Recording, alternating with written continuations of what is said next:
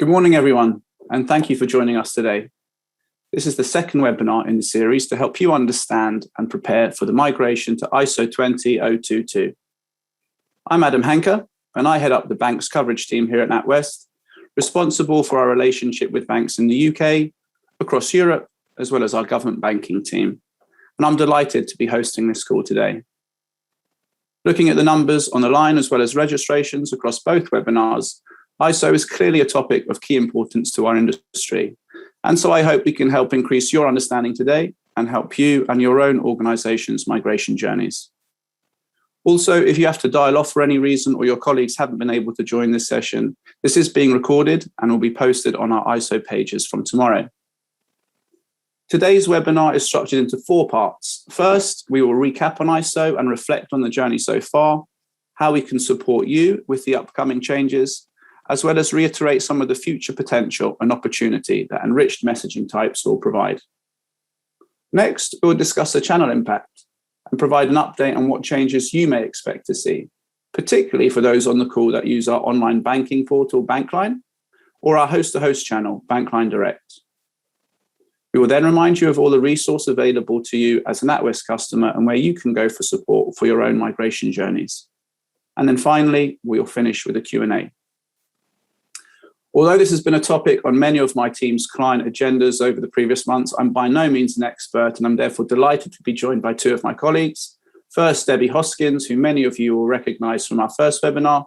Debbie is the wholesale product scheme owner for NatWest, and also Martin Folger, our digital product ISO owner. But before we get into the main items of today's call, we wanted to start by asking you all a poll question. So by the power of Zoom and reflecting on your own timelines and journeys, we'd like to ask, which message type or types do you expect to send and receive from November next year? MT, MX, both, or still not sure? So for those on Zoom, you should be able to see this question and respond on screen. And whilst we wait for the responses to come in, I'll remind you that you can submit a question throughout the entire webinar via the Q&A function on Zoom. We will leave enough time at the end to try and get through as many of them as possible. And for those that we don't get to, we'll capture them all and provide responses via the FAQ section on our external ISO internet page. And we'll remind you where you can find this a little bit later on. And for NatWest, the answer would be both. I believe we will support MT and MX up until at least 2025. To kick us off with our first section on today's agenda, let me hand over to Debbie to provide a recap on ISO and the journey so far. Over to you, Debbie. Hello, thanks, Adam, and it's great to be back. And good morning, everybody. So as Adam mentions, I'm Debbie Hoskins. So I'm the wholesale product scheme owner here at NatWest, and I'm accountable for making sure we deliver ISO 20022. So as we've mentioned, this is a little bit of a recap and the journey so far for ISO 20022. So I thought I'd start with the basics. So what is ISO 20022? So it's a new global message standard. So the MT that we all use and love today has been around since the late 1970s. And we're going to be moving to the new MX language, which we're likely to be using for the next 30 or 40 years. It's a new financial messaging system that is already used in over 70 countries worldwide. It's a new universal language. It's going to be the de facto standard in over 80% of value transactions globally for high value payments. It's a new message standard. It's universal, transferring financial information from payments to securities to settlement between financial institutions. It's going to bring much more flexibility, but with certainty of content.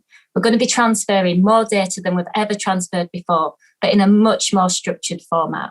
We have access to the data dictionary, which lists out all of the fields, and we know exactly how to use them. And it's both human and machine readable, so really helping with those automation processes. So I often get asked, what does ISO 20022 mean for me? What does it mean for my organisation? And for any of you that I've already spoken to before or you've watched previous webinars, my answer has been it depends on your mindset. So really think about this as a strategic data strategy for your organisation and not as a compliance burden. I mentioned on a previous webinar that Bain & Company looked at over 400 companies, and those with advanced data strategies were making business decisions 5 times faster than their peers who weren't. So really look at this. This ISO 20022, it brings enriched structured data. But look at all of the other information you've got available to yourselves as an organisation and combine the two. Start looking at your internal and external stakeholders and bring it all together into one overall data strategy. So to bring it to life a little bit, we all know there's companies out there that are already using data to enhance their day-to-day processes. So if you think about companies with fleets of vehicles, where they're using GPS, where they're getting real-time monitoring, they know exactly where every one of their vehicles is at any time, at any point in time. We've got ERP systems where we're looking at warehousing to distribution, looking at marketing to sales. So again, look at ISO 20022 and look at how you can overlay that onto your ERP systems and really improve that automation and really adding value to your business. And then we've got companies like Amazon. I mean, we know Amazon is fantastic at using data, brilliant at monetizing their data. So they're doing personal recommendations. They're recommending products to people before they even knew that they wanted the product. I know I certainly sit in that category. So again, look at all of the organisations, look how they're using their data to really enhance their day-to-day business processes, as well as driving that business value. I know I've talked a lot about look at this strategically, but there are compliance timelines that we all need to stick to. So this isn't just a migration for the UK. This is a global migration. So over the coming years, there's going to be many schemes moving to ISO 20022. But in our previous webinar, we were joined by the Bank of England and they outlined their timelines. So they will be moving to a like-for-like message standard. So this is an interbank standard from June 2022, and then moving to the full enhanced from February 2023. We're also joined by Swift, and they outlined their timelines where they'll be moving into a coexistence period from November 2022 through to the end of 2025, where you'll be using MT and MX. And likewise, we've also got the EU Target 2 moving to the fully enhanced in November 2022. So NatWest, as a bank, we're continuing to engage with the Bank of England and with Swift, and also with other payment schemes who are going to be moving to ISO 20022 over the coming years. As I mentioned before, ISO brings enriched data quality. We're going to be transferring much more data with much more structured information. But the fundamentals of a robust and resilient clearing and settlement system remain. ISO just brings that enriched data. So if you think about the benefits, that structured information is going to really help with your automation processes. If you're thinking about AML, how can that improve how we can look and we can see suspect payments much quicker in the process? Reconciliation, how we can use those purpose codes, how we know exactly where the information's come from and who it's come from. So really improving those reconciliation processes. The purpose codes where we can look at time critical payments much earlier in the process as well. And LEIs, again, linking into databases and getting that much more enriched information about those legal entities. So in summary, ISO 20022, it is one in a generation change. We're going to be using this for the next 30 or 40 years. As I mentioned, that structured data is really going to help us to automate the processes, improve STP, reduce the number of exceptions. But it's really fundamental that you change your mindset. Don't see this as a mandatory compliance program. As I've mentioned, we have got dates we've got to hit, but look at this as your overall data strategy, and that will make sure that you are not left behind. So Adam, I hand back over to yourself. Thanks, Debbie. I think it's a great point to reiterate some of the opportunities ISO will bring. We can often get bogged down if the mandatory or like-for-like changes needed to hit certain timelines. The future enhancements for more efficient and value-added processing is certainly something to keep a close eye on, and it'll be interesting to see how quickly the industry seizes these opportunities, and actually if any initial use cases for enriched data take a more dominant role sooner than others. So now, turning to the tangible changes you may experience as a customer of NatWest, let me hand over to Martin, who will give us a specific payment channel update. Hi, everyone, and thank you, Adam.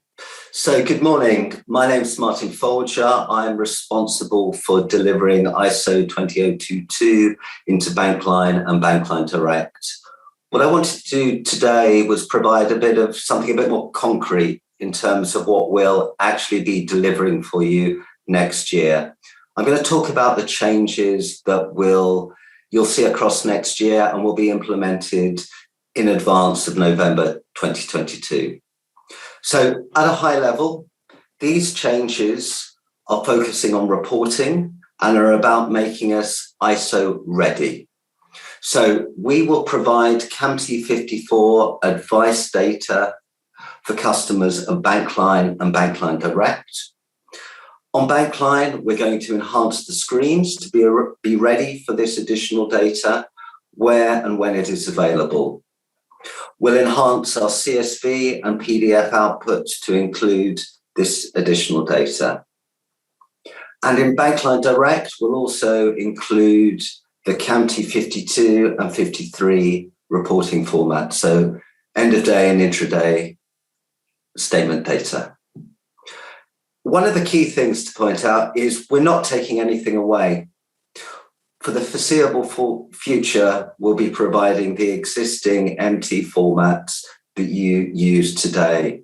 If you wish to continue using those, we're not going to take those away. What we're about is providing opportunity, not about enforcing undue change upon you. Yes, there will be change over the coming years, but this is not about giving disruption. This is about helping you through the journey with us. And over 2022, we won't be making any changes to our outward payment processes or formats. These changes will come in 2023. Dave, if you wouldn't mind just sharing the slides, that'd be fantastic. So I want to bring this to life a bit more. In terms of Bankline, I talked about as being ISO ready. So statements. There are additional fields that we'll be adding to the screen. So when that data is available, we will present it onto the screens. So some key additional information there that you'll no doubt find very useful, that will help you do innovative things with reconciliation and understanding payments much, much better. So things like the UETR number, remittance counterparties and all of that other stuff. We'll also be enhancing our PDFs and our CSV outputs to include that additional data as well. One of the interesting things is the CAMT 53 format and the use case in Bankline. We're currently investigating and speaking to customers around how and if at all, we should be providing those formats through Bankline. So that's very much a work in progress and something we very much appreciate feedback and thoughts on. If we just move to the next slide. So when we come on to advices in Bankline, again, similar enhanced data that we will be providing. We'll also be providing the opportunity to download the advice in a CAMT 54 format and enhancing the associated PDF as well. And if we move on to the next, please. And here you can see that we'll also be providing the opportunity to, for a single day, download all of the CAMT 54 formats there. And we'll also be extending the Bankline format for that additional data. And the next slide, please. And when it comes to Bankline Direct, so Bankline Direct, obviously our host-to-host solution, again, it's all about being ISO ready for November next year. We'll enable CAMT 52, 53 statement formats and the 54 advice format through that channel. We're not taking anything away. So if you want to receive just MT, that's fine. If you want to receive just CAMT, that's fine, or a mixture of the two. The choice is there, and we'll very much help you on that journey to implement those solutions as well. very much be using the NatWest My Standards for all our guides and our formats to help you prepare and help you undertake your testing.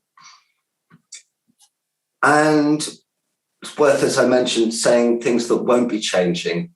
So we won't be changing payment or outward payments across next year. That will be something we'll be updating in 2023, and we'll be providing all the information as early as we can through comms such as this, through our website, and through the My Standards guides as well. So at a very high level, those are our changes to Bankline and Bankline Direct for next year. And Adam, I'll hand back to you. Thank you. Thanks, Martin. And I'm sure there'll be some questions off the back of that. So please raise these via the Q&A function on Zoom. Debbie, Martin, lots of information on ISO, both from us and on the internet. One of the questions I've been asked in the past months is, where do I go for more info? Could I ask you just to remind us what resources are available to support businesses with their plans from a NatWest perspective, and where to go? Yes, no problem. I'll take that question, Adam. So I think we've got a slide that we can bring up as well. So we've issued a number of brochures along the way. So if you go to the NatWest business support pages, so I find the easiest way to find all of the information that we've already provided is literally just go to natwest.com, select the business section, and then in the search function at the top, if you type in ISO 20022, and then you'll find all the information that we've provided.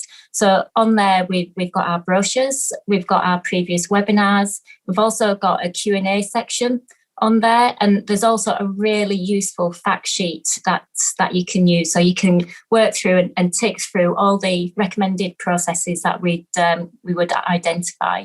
So go on there, take a look. There's lots of information. Everything that I've been through today is contained in the brochures. In addition to the NatWest pages, something that we talked about last time with Swift is that there is a whole wealth of information on Swift.com as well. So really getting down into the lower level detail, there's lots of training material on Swift.com. So I highly recommend you take a look at there as well. Thanks, Adam. Thanks, Debbie. And yeah, likewise, I can only reiterate the quality of some of these resources, specifically the FI and corporate brochures. They were raised a number of times by our correspondent banking clients during the Cybos conference in terms of their quality and detail. So really testament to all the hard work going on behind the scenes to help get us and our customers ready for the transition. So before we move on to the Q&A, and there's a few questions coming in, which is great, but making the most of having so many of our customers and partners on the call today, and we'd like to ask another poll question. So if I can ask, do you intend to start sending enhanced data as of November next year? Yes or no? And although we won't share the results of this poll, it will give us a good idea of how soon and what proportion of our customers will try to realise the benefits of ISO right from the off. Okay, and thanks for responding to that. So we'll kick off with the Q&A. We've got our first question that's come in. Will we be advised about any changes we need to implement along the way, or will it be done for us? Don't know if Debbie or Martin want to take that one.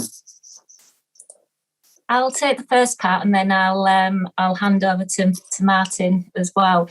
So I mentioned a few timelines there. So the Bank of England changes. So I mentioned the like-for-like message standards that they'll be going on from June 2022 next year.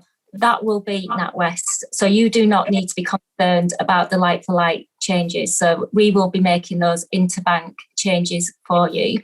You will be advised along the way if we require you to make any changes as well. But I will hand over to Martin just to see if there's anything you would like to add. I need to say that we've got lots of tools for communicating. So with the NatWest My Standards guides, that's where over the next couple of months we will be updating those guides, those mapping guides, and the guidance there. So you'll be able to see all the standards, the mappings, the mandatory and optional fields, and enable you to test the syntax of payments as you use those guides. For Bankline, we'll be updating the guides on the business section of natwest.com, rbs.co.uk. And we'll be following up with webinars. I believe we're planning to have a more technical version of one of these webinars in the future. So some of the real technical questions can be dealt with. We've got a website. Yeah, we'll certainly be communicating all these changes to people. Thanks both. I think this is a related question, but specific to Bankline. If, as a corporate NatWest customer, we only use Bankline to process payments, is there any requirement for us to change anything for ISO, or will Bankline effectively do this for us? It's a very good question, and there's always a slightly more complex answer. The simple answer is no. Bankline will do it all for you. So there may be additional fields when making payments that may be required, but those changes will just appear on the screen. They won't be next year. They will be in 2023. So carry on undertaking that process as you do today. If you import payments, then initially, so certainly for the next 2 or 3 years, you'll be able to use the existing formats that you do today. But if you want to add the enhanced data, then you'll be able to use those formats as well.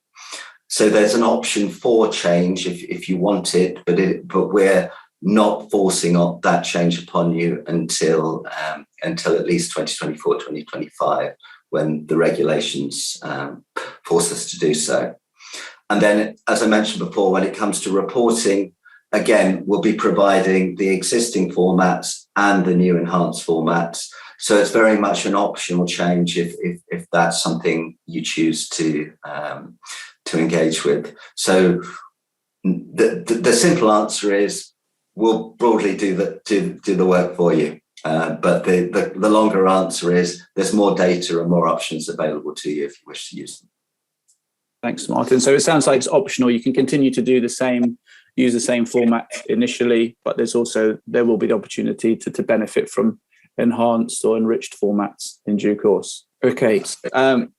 Next question. At which point will NatWest stop allowing customers to send and receive MT, regardless of the industry ISO timelines? For me to take that one. So it's something we're still working through, and hence why we're asking questions out to our customers as well. And what do you want to do?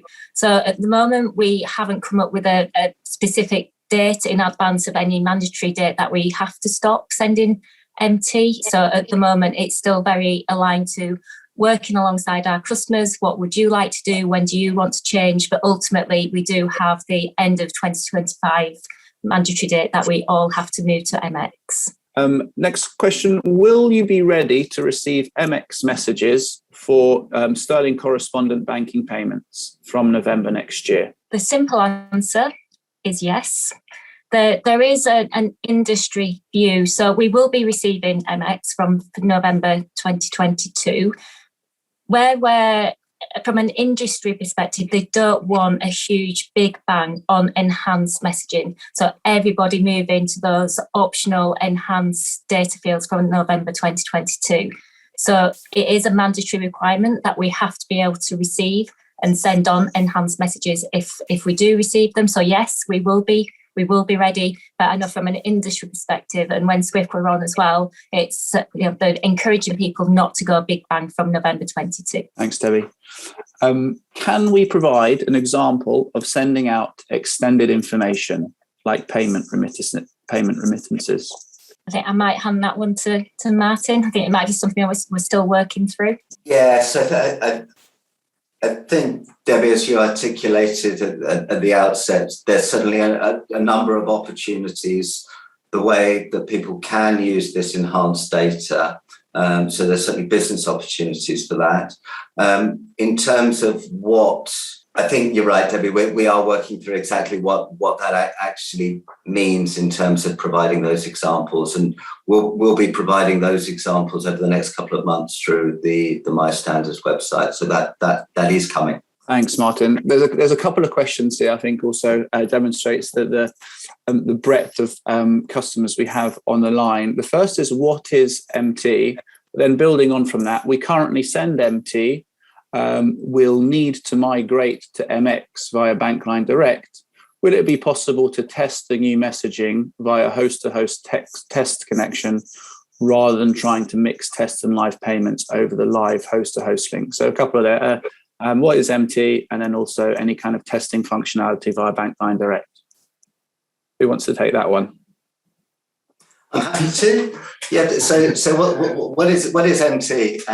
Old is probably the simple answer. No, it's a very robust industry standard for making payments. So these are messages for transferring money from one location to another that have been around for 50 odd years. They're very robust, but they don't have much information in them, and they are not always consistent between different organizations and the way they're used. So the whole point of MX messages is that they have much richer data. They're much more consistent, so everyone applies the standard in the same or at least very similar ways to ensure the interoperability between organizations. And that enhanced data enables you to innovate, to be much more secure around the payments that you are sending and you are receiving. So those key advantages of that message type. The other thing that's worth mentioning, the MX messages follow the XML format. So this is, whilst it's generally intended for being machine readable, it is also relatively easy to be human readable as well. And that's another key change that's coming in the way these formats are structured. Thanks, Martin. And on the testing connection, will we have a testing capability on Bankline Direct? We have testing capability through My Standards to check the syntax of messages, and that will absolutely be available. When it comes to adopting the CAMT formats on Bankline Direct, our implementation team will be heavily engaged with customers throughout that process to help people implement in an efficient, effective way, and to enable testing. That testing may well be a mix that will include making live penny payments through the service, but we are working very closely with the implementation team to help smooth that process through. Thanks, Martin. And quite a few questions coming up on testing, actually. So please, for everyone dialed in, if you go back onto the internet page to see the FAQs that are building on that, I'm sure we'll be able to provide some comfort there. And also quite a few questions coming in clearly from our indirect customer base, ones that connect to us directly via Swift. And one of the questions is, CHAPS has a deadline of February 2023. Does this apply to messages both sent and received? Do indirect participants have to start sending ISO messages to NatWest from February 2023 for CHAPS? And Martin, if you want to take one. I think there was also a question around dual running of MT and MX and what the periods are for that, whether someone is indirect. Yeah, I think it's back to Martin's point that as an organisation, NatWest, we will be sending the MX over to the Bank of England, but we'll be working with customers of what they need to change and when they need to change. So there will be a process that you can continue to send MT. We will be ensuring that we're sending MX to the Bank of England. Great, thanks, Debbie. So there's that period of dual running of MT and MX up to 2025, I understand, at least. Okay, the next question is, the current standard is MT, which we've discussed. why is there now to be a mix of MX, PAX, CAMT, and what do each of them actually mean? I will hand over to Martin on this, but it's probably a training session in itself, and probably longer than 45 minutes as well. What I would say though is what I mentioned before is there is a wealth of information on Swift.com, and all of that is detailed in there. So please go and take a look and really work through. And back to my point before, but start mapping out all of the ISO messages and start thinking about how you can use this in your organisation and looking at that automation. There is a wealth of information. There's lots of information, but broken down into bite-sized chunks. So I would really recommend you go and have a look at Swift.com. Thanks, Debbie. And similarly, in terms of information, is there a slide with the key dates? And I think I've seen these on our web pages, but Debbie, if you highlight where to find that. Yeah, no, absolutely. So they're all contained in the brochures that we've issued. So as again, go onto our business support pages, type in ISO 20022, and all the information is on our website. So if you go and find any of the brochures, it's contained in all of the brochures. Great. And Debbie, something you touched on, I think, with regards to enriched data and being able to maximise or benefit from the opportunity. What we are looking forward to is the opportunity to automate, so richer data with payments received. When will this start realistically be possible? Oh, great question. So, I mean, from a compliance state, we're talking November 2022, but realistically, we're probably looking more 2023 and 2024. The Bank of England specifically are going to start mandating some of the optional fields during 2024. So things like purpose codes and LEIs, which I've already mentioned, structured addresses. So it's more likely on volume, it's probably going to be more around sort of your late 2023, 2024 timescales. And a related question, Debbie, given that opportunity to enrich safety, will we as a bank be advising on the data that will enhance safe payments? Will we be supporting customers in terms of being able to maximise these benefits? How do you envisage that working? Yeah, and again, back to Martin's, we are going to have some more sort of technical webinars where we can start working through what the enhanced data is going to provide. It's something that we need to see how everybody wants to use the enhanced data. There is a lot of data fields that everybody can use. I think the biggest ones for us, and where the Bank of England have identified it as well, is purpose codes. So being able to identify what a payment actually relates to, because if you can identify that, how that then links into your ERP systems, really helping to automate your processes.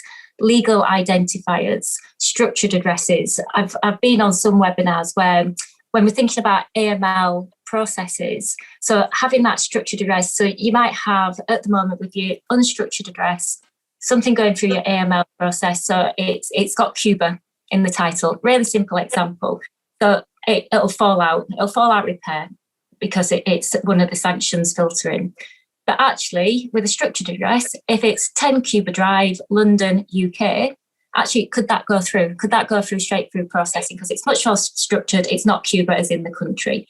So these are the types of things that we can start looking at, and then looking at sort of all of the various information that we're going to be using. But there's some really simple, straightforward examples that we can use really early on. Back to you, Adam. A slightly more broader question around the industry. What are the considerations for banks all working to different timelines? So we're all working together. So when you say different timelines, that's where the schemes do come in, and we do have compliant dates that we all have to hit.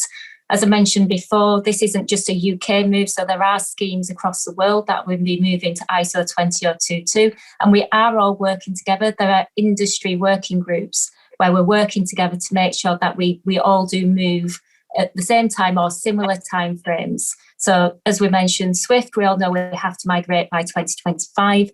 We've got the Bank of England timelines. We're working with Pay.UK on the UK domestic schemes as well. So there are different timelines, but we are all equally working together with the schemes and regulators.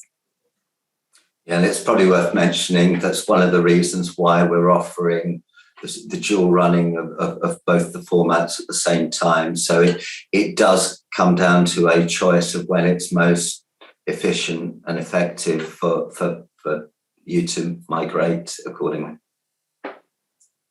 Thanks both. And also it's part of the reason we send the RFIs out. We're also receiving, I can imagine you guys are responding to many RFIs in to try and understand who's doing what to whom and when. And I would just reiterate from a bank's perspective to ensure that it remains a key agenda item on your relationship meetings with your relationship managers, the client service managers, to ask any questions and help with transitions and timing around what is available and what isn't. So yeah, a big need, I think, for the whole industry to come together on this one and work together, despite the very specific timelines set by Swift and the Bank of England.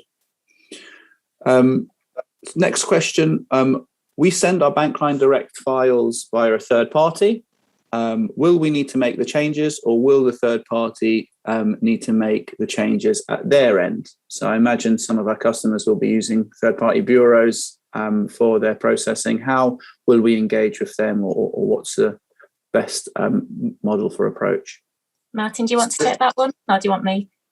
Well, certainly the third parties will obviously also have to adhere to the same standards, work to the same timelines.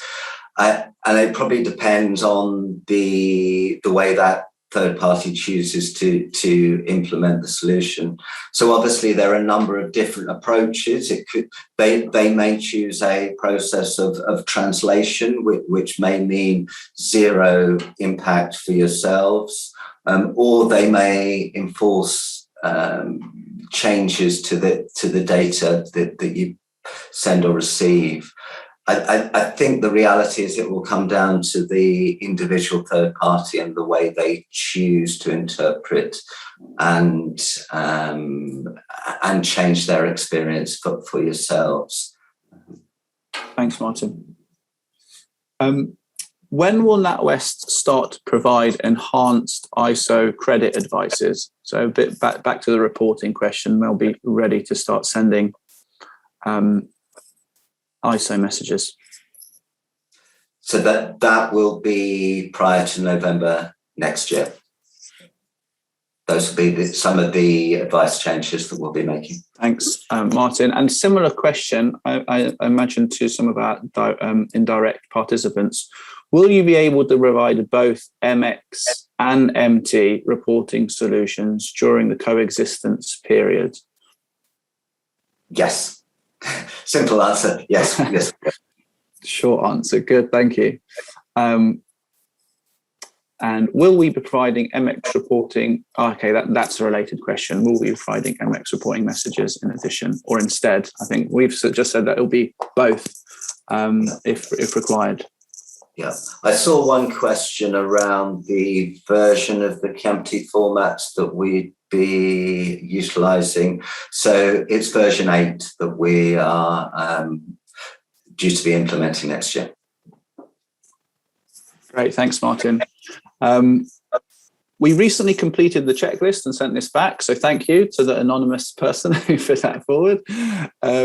Was consideration given to providing some sort of service profile to your customers together with a suggested journey path through to 2025? I think it's a really interesting question. No, it is a really interesting question. It's fantastic that you've already completed the checklist as well. I think that's probably one that we'll take away and have a think about that, and also picking up with your relationship managers as well, because this journey, as we've already mentioned, it's going to be different for probably everybody in different organisations. So is there one size that fits all, but there might be something that we can sort of tailor that's maybe a little bit more generic. So I think thanks very much for the question. We'll definitely take that one away.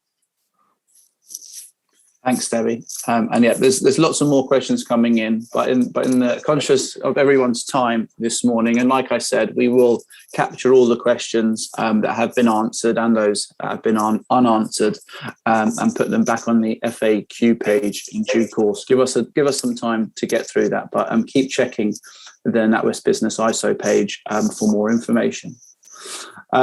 So I think that brings us to the end of the webinar today. First of all, I'd like to thank you all for joining us today. I hope you found the session interesting, interactive, and informative.